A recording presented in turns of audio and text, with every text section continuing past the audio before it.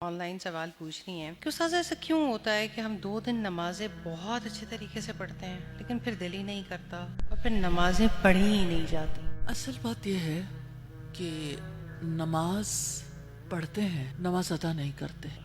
اللہ سبحانہ تعالیٰ تو کہتے ہیں اقیم الصلاۃ لذکری، نماز میری یاد کے لیے ادا کرو۔ تو جب ایک انسان نماز میں کچھ الفاظ بولتا ہے، کہہ دیتا ہے، کچھ ایکشنز پرفارم کر لیتا ہے عادتاً، تو وہ سب کچھ ہو جاتا ہے، لیکن چونکہ دل کنیکٹڈ نہیں تھا، یقین شامل نہیں تھا، اللہ سبحانہ تعالیٰ کو جیسے یاد کرنا تھا ویسے یاد نہیں کیا، تو وہ نماز جو ہے انسان کے لیے بوجھ بن جاتی ہے۔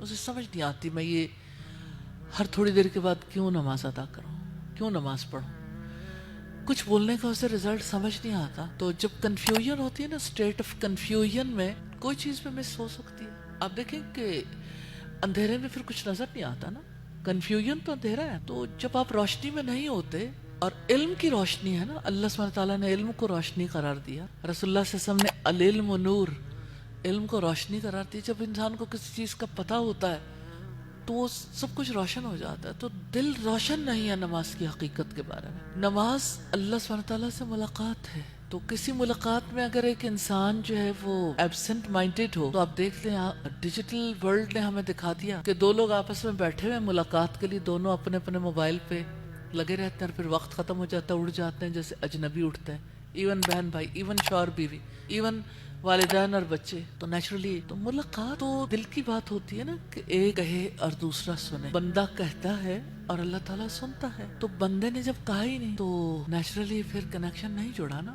وہ کچھ بولتا ہے، اسے خود بھی نہیں پتا میں کیا بول رہا ہوں، کبھی پتا بھی ہوتا ہے کہ کیا بول رہا ہوں، even then انسان کی وہ کیفیت نہیں ہوتی جو نماز سے حاصل کرنا، وہ نہیں ہوتا۔ مجھے نماز کے بارے میں ایک کسی صاحب کا ایک واقعہ بہت میرے ذہن میں رہتا ہے۔ وہ کہتے ہیں کہ میں جب چھوٹا تھا تو میری ماں نے بچپن میں مجھے نماز سکھائی، اور مجھے کہا کہ یعنی جب میں نماز سیکھ رہا تھا تو میری ماں مجھے کہتی تھی کہ آپ مجھے یعنی جائے نماز پہ کھڑے ہو کے نماز سناؤ۔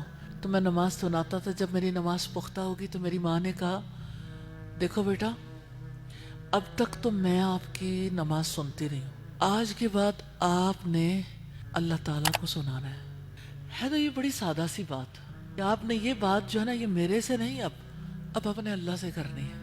کہتے وہ دن ہے اور آج کا دن ہے، میں جب نماز پڑھتا ہوں تو مجھے ماں کی بات یاد رہتی ہے کہ تم نے اللہ سے باتیں کرنی ہیں، اب اپنے اللہ سے کہنا ہے۔